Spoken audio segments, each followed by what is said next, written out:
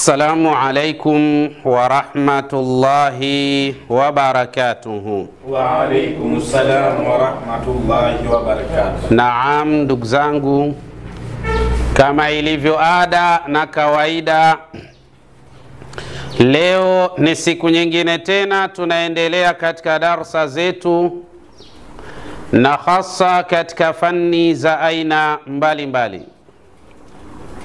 Na leo tunaendelea katika fani ya balagha, lakini atambulike haya ni matunda kutoka katika chuo cha Ghazal Muslim School, chuo ambacho kilichoasisiwa mnamo mwaka 1943 katika mji wa Kigoma Ujiji, maeneo ya Kabondo, lakini kikiwa chini ya uasis kutoka kwa Sheikh Khalfani Muhammadi Kiumbe pamoja na Sheikh Umar Himidi Mkunda. Tunamuomba Allah subhanahu wa ta'ala ajalie makaburi yao yawe ni viwanja miongoni mwa viwanja vya peponi, Allahumma amin. Lakini kadhalika tukiwa chini ya silsila na taaluma kutoka kwa Sheikh Mustafa bin Sheikh Khalfani Muhammadi Kiumbe pamoja na Sheikh Dabasi bin Sheikh Khalfani Muhammadi Kiumbe, tunamuomba Allah subhanahu wa ta'ala awape umri mrefu kabisa wenye kheri, salama, amani na mafanikio, kwa kuwa wao wametufunza sisi haya, nasi tunakumegea kidogo katika yale ambayo tumeyasoma kutoka kwa mashekh zetu. Ndugu zangu, bila shaka siku ya leo tunaendelea na adawatul istifham, kwa maana zile ada za kutaka kufahamu.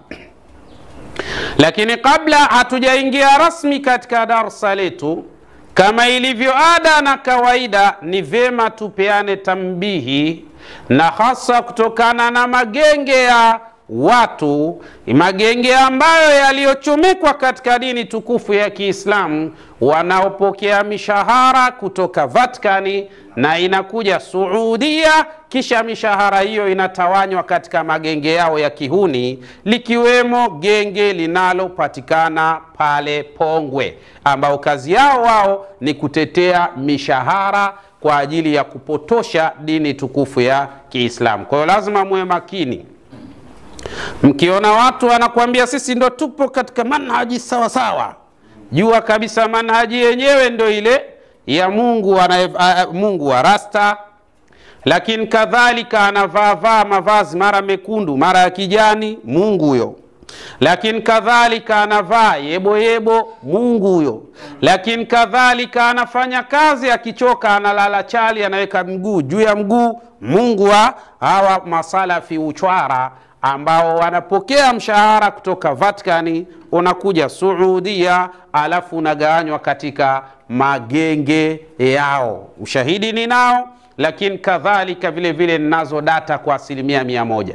Ukifika wakati tutaziweka hizo data dhahiri shahiri kabisa, na tutafahamisha mwaka gani zimekuja pesa kiasi gani, aliyozipokea ni nani, na yeye ametawanya vipi katika yale magenge yaliyo chini yake, na pakatokea mizozo na mipasuko na watu wakagombana. Ukiona wanagombana sio kwenye manhaji wa mzee, wanagombania mshahara, hela, ndio maana yake wanazogombania. Ndio maana utakuta kuna mizozo hatari, na wanatolea na siri mpaka wanavuzini wake za watu huko. Siri ziko hadharani we mzee, na wala haya hata upati tabu kitaka kuyajua. Nenda tu kwenye mitandao yao huko ya hao mitandao yao imebainisha dhahiri kabisa jinsi wanavyofanya mauzauza na mautumbo ya hali ya juu. Kwa hiyo inshallah Mwenyezi Mungu tunaomba awanusuruni na tunusuru sote kwa ujumla. Tusemeni amin. Amin. Tusemeni amin. Amin. Inshallah. Lakini kadhalika kuna jambo ambalo pia mara nyingi sana mimi huwa sifuatilii yale madarasa yao wanayoweka.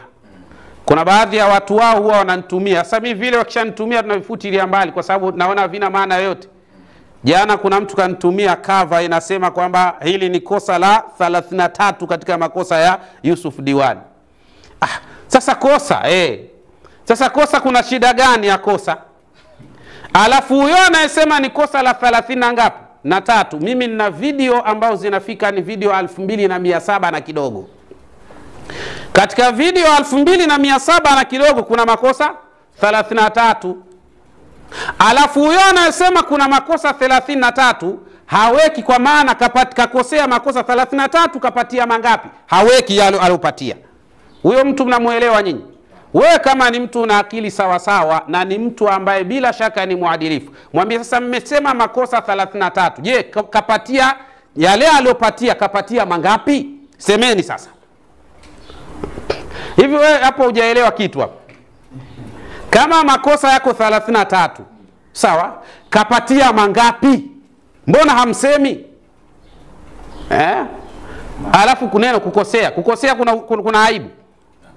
Eti hajui kusoma Qur'an, hajui kusoma Qur'an. Haya, pale alipopatia hiyo Qur'an, mbona mpasemi? Watu wahuni sana hawa. Yaani kwa mimi binafsi, kwanza issue kukosea ndio kawaida ya mwanadamu yoyote duniani. Hata hawa wahuni tu. Bahati mbaya sisi hatuna muda kukaa tunafuatilia hizo video zao. Sio kwamba ukifuatilia hizo video zao unakuta makosa chungu mzima. Kwa sababu ndio kanuni ya mwanadamu. Kwa sababu hawa sio miungu hawa wahuni wa kisalafi uchwara hawa. Sio miungu hawa. Aliyekamilika ni nani? Ni Mwenyezi Mungu peke yake. Kwa hiyo ukimwona mtu yani hiyo ndio hoja yake, aisha shindwa hoja huyo.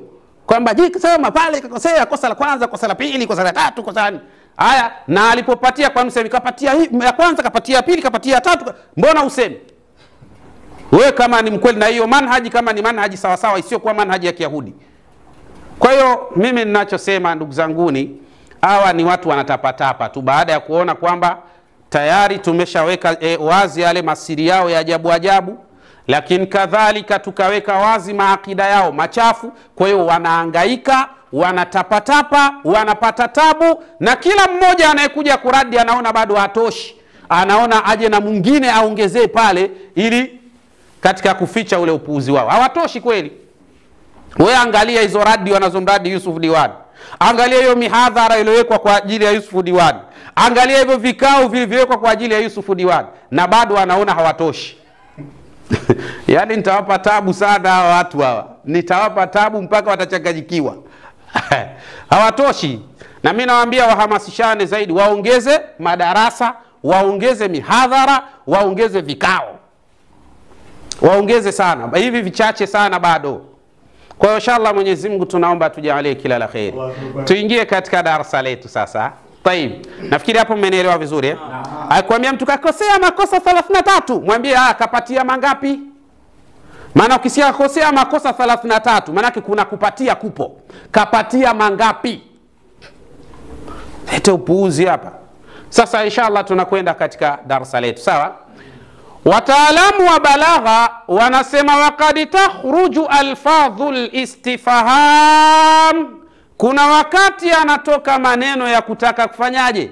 Kufahamu, an maanahu al-asli au an maanaha al-asli, kutoka katika maana yake ya asli kwenda katika maani nyingine. Fayustafahamu biha an shay'in ma'a al-ilmi bihi, utaka kufahamika kwa kutumia adawatul istifham, kutokana na kitu ambacho kinachojulikana, liaghradin ukhra, kwa kwenda katika malengo mengine au maana nyingine. Maana hiyo tufahamu ambayo inaweza kufahamika min siyaqil kalam, kutokana na mpandano au siyaqi ya maneno, wadilalatihi, na dalili zake biidhnillah. Wa min ahammi dhalik, na miongoni mwa yaliyo muhimu katika hayo ni nini?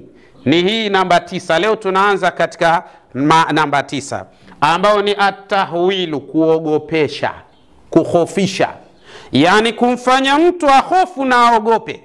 Maana yake istifham inaweza ikatoka katika maana ya asli ikaenda katika maana nyingine isiyo ya asli, ambayo hiyo maana isiyo ya asli ni nini? Atahwil ni kufanyaje? Kuogopesha. Sawa? Ka qawlihi ta'ala, kama vile maneno yake Allah subhanahu wa ta'ala pale aliposema alhaqa, Qiyama.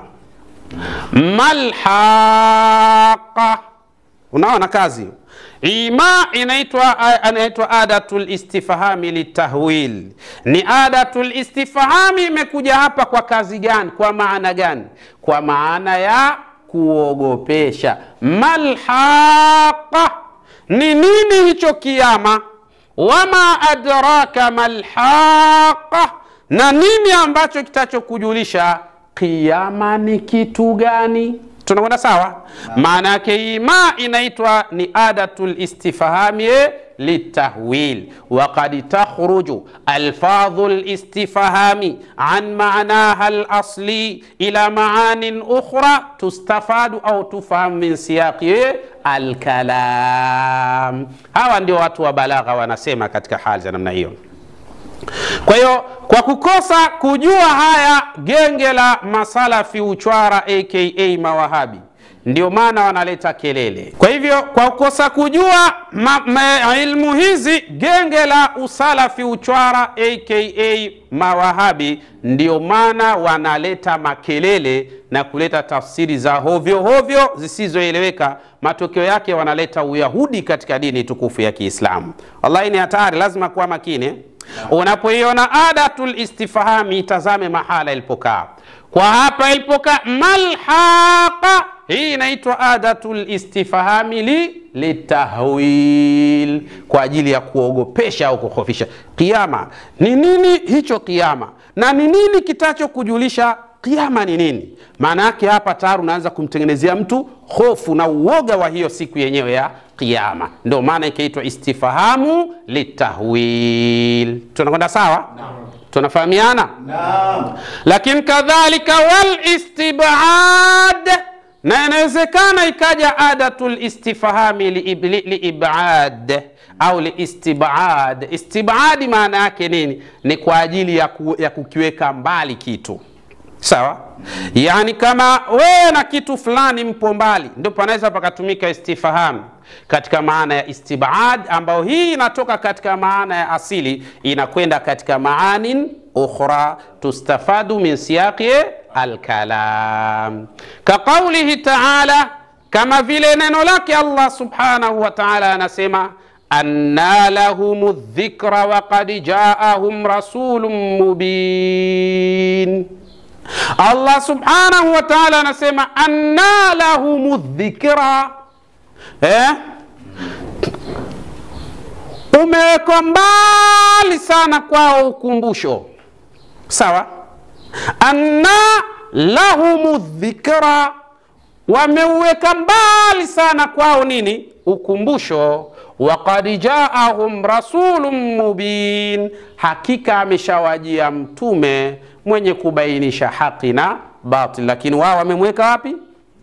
Mbali. Ili neno anna, hii ni adatul istifhami lilistibadi, ni adatul istifhami ambayo ina maana ya kutenga mbali au kuwaweka mbali katika hali za namna hiyo. Tunakwenda sawa? Wa qad takhruju alfadhul istifhami an ma'naha al-asli ila ma'anin ukhra tustafadu min siyaqil kalam. Watu wa balagha wanasema hizi adatul istifhami kuna wakati zinatoka katika maana ya asli na zinakwenda katika maani nyingine. Maani hizo zitafahamika katika siyaqi au mpandano wa maneno biidhnillah subhanahu wa ta'ala. Nakwenda sawa? Ndio anna lahumudh dhikra, wameiweka mbali sana nini? Ukumbusho. Wa qad ja'ahum rasulun mubin, hakika ameshawajia wao mtume tena aliyebayana, mwenye kubainisha haki na batil kabisa. Wa nahu, na mfano wa maneno naweza kusema anna yakunu li malu qarun. Ni vipi? Kwa maana inawezekanaje kwangu mimi nikawa na mali mfano wa ile alikuwa nayo Qarun? Maana wewe mwenyewe unaona kabisa mali ya Qaruni na wewe, kiwango cha mali ya Qaruni na wewe ni baina ya mashariki na mbali mbali. Yani huwezi kuwa. Kwa mfano mtu anaweza kuuliza bana vipi? Sasa nitakuwaje rais bana mimi? Manake unaona cheo cha urais na wewe ulivyo, una vigezo vingi sana ambavyo haviwezi kufikia huo ndio wanasema itakuwaje, ndio wanatumia neno anna yakunu li malun, nitakuwaje, nitakuwa vipi mimi nitakuwa na mali Qarun, mfano wa mali aliyokuwa nayo nani? Qarun. Kwa hali hiyo sasa ndio hii anna inaitwa adatul istifhami lil istibad. Ni adatul istifham ambayo inaonyesha nini? Umbali. Sawa, baina ya wewe na mali ya Qarun kuna umbali baina ya mbingu na ardhi. Ndio unaona hapa mimi kweli naweza kuwa na mali kama alikuwa nayo mnyama Qarun. Mwenye unaanza kujikataa. Ndio maana yake. Tunakwenda sawa? Ndio natumia neno anna yakunu li ghulamun. Si maneno amesema Nabii Zakaria hayo. Ya kwamba nitakuwaje mimi na mtoto, anna yakunu li ghulamun. Unaona maneno hayo? Alisema maneno haya akatumia anna, yani adatul istifhami lil istibad. Kwa umri nilokuwa nao, uzee huu, mifupa ishakwisha na umri wangu ni umri mkubwa sana, mimi nitapataje mtoto katika umri huu? Hii inaitwa al-istibad. Manake anajiweka mbali na tukio hilo kwa sababu hawezi tena, anaona hali uwezekani upande wake. Tunakwenda sawa? Haya ndio maana hii anna tunaita adatul istifhami lil istibad. Kwa lazima unapotazama haya majambo uwe makini katika fani hii ya balagha. Tofauti na hivyo masalafi uchwara aka mawahabi, fani hizi hawana, ndio wanatuletea makelele. Kuna jitu moja mimi nimeliona linasema ya kwamba yani hawa wanasema Mwenyezi Mungu yupo bila sehemu, maana yake wanaabudia kisicho kuwepo. Hii ni akili ndogo sana. Kwani hata ukisikia kuna mtu kachukuliwa na watu wasiojulikana, maana yake hao wasiojulikana hawapo. Sasa si maajabu haya. Eti kasikia tu kwa maana kwamba hawajulikani, eti ndio tafsiri yake hawapo. Ndio tafsiri za mawahabi jinsi walivyo. Mawahabi kwa akili ndogo walikuwa nayo wana shida sana. Sasa ukimuuliza swali, je, Mwenyezi Mungu kabla ya kuumba hiyo arshi alikuwa wapi? Jibu hana. Je, arshi na Mungu nani aliyotangulia? Mungu. Alikuwa wapi kabla ya kuumba hiyo arshi? Kazi inakuja. Basi hao wanasema hana sehemu, basi atakuwa hayupo kabisa. Si akili ndogo. Eti kwa nini? Ametekwa na wasiojulikana, maana yake wasiojulikana hawapo. Si akili ndogo hiyo. Ndio mawahabi walivyo. Akili zao ni ndogo kama za kuku, alafu wanahisi wana akili kubwa, kumbe wana akili ndogo, hata za kuku zinafadhali. Yaani pale walipo wanahisi wana bonge la akili. Alafu ukiwatazama hilo bonge la akili ni finyu kuliko na ufikiria. Yaani katika watu wenye akili ndogo duniani wa kwanza namba moja ni mawahabi. Mimi nakwambieni ukweli. Wenye sikizeni hizo hoja zao, mtabaini kabisa hivi ndio hawa kweli wanaosema wana maarifa, wana elimu kubwa, wanasoma sana, wanajua hawa ndio hivi kweli. Unabaini kabisa kama kusoma kwenyewe vizuri ndio yale aliyosema bwana mtume we mzee. Mtume ana maneno anasema hivi, huko akhiri zaman, kwa maana nyakati za mwisho, watatokea watu ambao Mwenyezi Mungu hataki hata kuwaona hao watu. Sifa ya watu hao, moja, kwanza watakuwa swala zao jinsi wanavyoswali. Unaweza wewe ukadharau swala zako. Jinsi wanavyoswali, wanaswali kwa utulivu kabisa.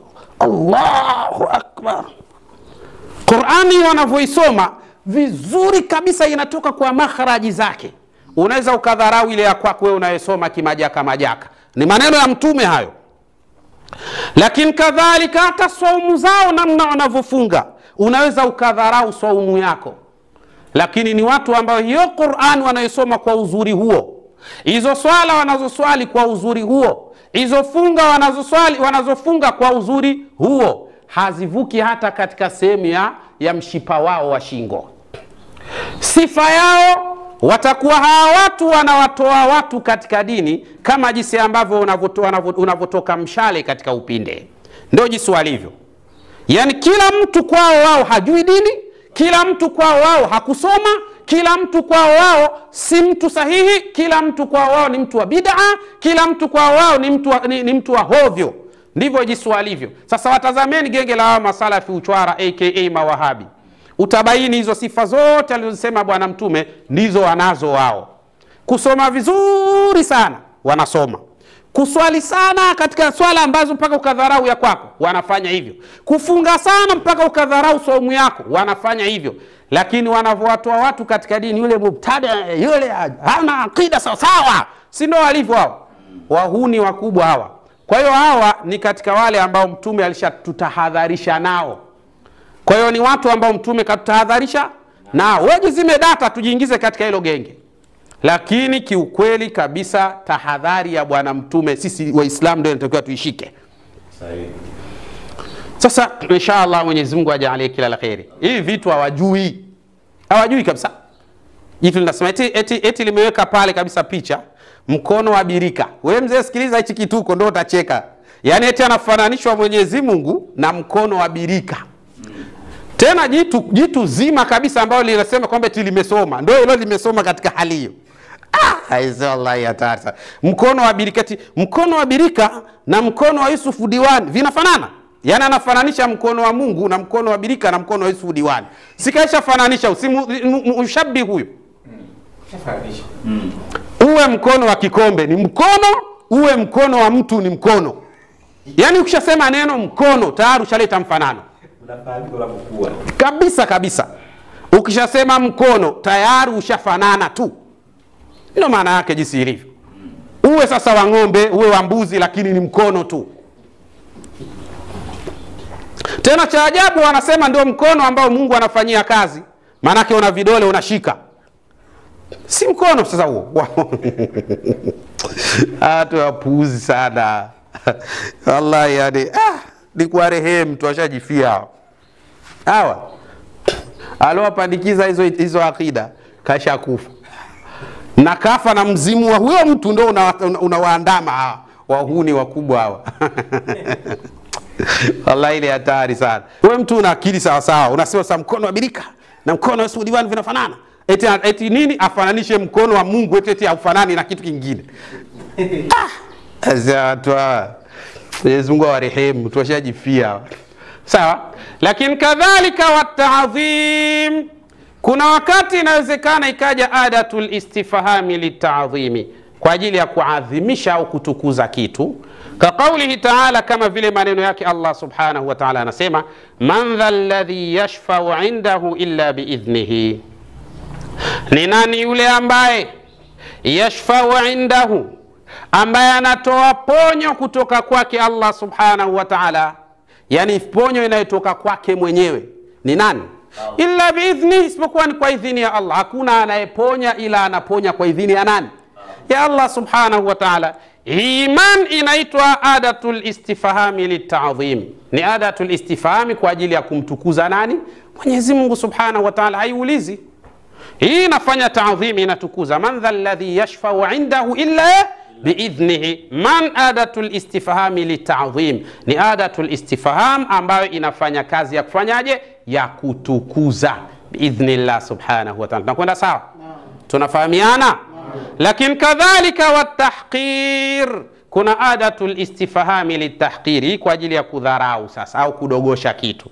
Na mfano ukasema ahadha alladhi madahtahu kathiran, hivi huyu mwenda wazimu anayesema mkono wa birika na mkono wa kikombe vinafanana kweli? Alafu anafananisha na mkono wa nani? Wa Mungu. Ahadha alladhi madahtahu kathira, hivi huyu ndio yule ambaye umemsifia sana? Ndio akili zenyewe hizi? Sasa hii inaitwa hamzatul istifhami litahqir. Ni hamzatul istifham ambayo imekuja kwa lengo la kudharau. Tunaenda vizuri eh? Kuna mtu mwingine unaweza ukaisi ana akili sana, ukishamsikiliza tu yale maneno yake unaona kumbe hili poyoyo namna hii. Sawa? Ndivyo alivyo masalafi uchwara, ni mapoyoyo kweli kweli. Yaani pale aliposimama katika ile hoja yake ya uzu wa buibui, anahisi bonge la hoja. Alafu kitazama sawa mwenye maarifa zile hoja, wallahi unasema kabisa sasa hawa hapa wanapoangania kwamba ndio bonge la hoja, mbona inaonekana ni upuuzi mtupu? Lakini mwenyewe ndo kaona bonge la hoja hilo. Sasa ahadha alladhi madahtahu kathiran, hivi huyu ndio yule ambaye umemsifia sana? Yaani mtu anaangalia yale maarifa yake, ule ujuzi wake, ndio yule unisifia huyu, mbona hamna kitu? Ndio maana yake. Sasa hii hamza inaitwa istifhamu litahqiri, ni istifhamu kwa ajili ya kudharau. Tunaelewana vizuri tunafahamiana vizuri? Ndio anasema waqad takhruju alfadhu alistifhami an ma'naha alasli ila maanin ukhra tustafadu min siyaqi alkalam. Kuna wakati maana ya maneno ya istifham yanatoka katika maana za asli kwenda katika maani nyingine, maani hizo zitafahamika kupitia katika siyaqi alkalam. Hadha alhamzatu alistifhami litahqir. Tunaelewana vizuri? Na mwisho kabisa niseme ya Rabbi na kuomba warehemu wazazi wetu pamoja na mashekh zetu. Ya Allah, aya tunayafanya Mola wetu ikiwa tunapata thawabu, ya Rabbi tunakuomba thawabu zetu wapelekee wazazi wetu pamoja na mashekh zetu, kwa kuwa wao ndio chachu ya sisi kuyajua haya, kwa hurma na utukufu wako ya Allah ya Rabbal Alamin. Insha Allah tukutane katika darasa lijalo tukiendelea katika adatul istifhami ambao zimetoka katika maana za asli na kwenda katika maani nyingine, tustafadu min siyaqil kalam. Assalamu alaikum wa rahmatullahi wa barakatuhu.